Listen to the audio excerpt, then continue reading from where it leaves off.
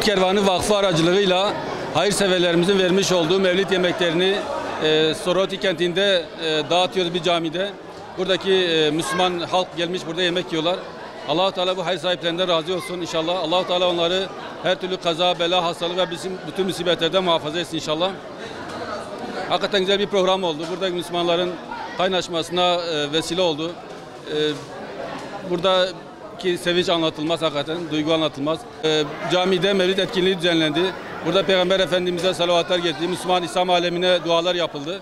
Ümmetin vahdeti, kurtuluşu, selameti için hepimiz beraber dua ettik inşallah. Burada ortalama 1000 civarında kişiye inşallah yemek dağıtacağız. Tabi bu sadece burada tek değil, bütün mazlum coğrafyalarda Umut Kervanı İnsani Yardım Vakfı olarak hayırseverlerimizin vermiş olduğu mevlid yemekleri dağıtılıyor. Arakan'da, Somali'de, Filipinler'de, Moro'da, Suriye'de, bütün mağdur coğrafyalarda bu faaliyetimiz devam ediyor.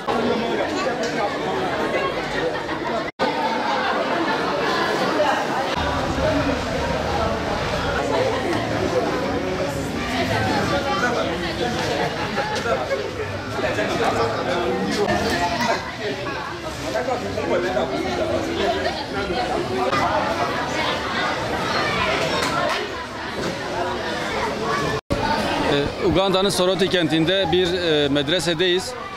Burada okuyan kardeşlerimize Umut Kervanı Vakfı aracılığıyla Hediyem Kur'an olsun kampanyası çerçevesinde Kur'an bağışında bulunan kardeşlerimizin Kur'anlarını buradaki öğrencilere, eğitim alan kardeşlerimize biz dağıttık. Hakikaten buradaki çocukların sevinci görmeye değerdi.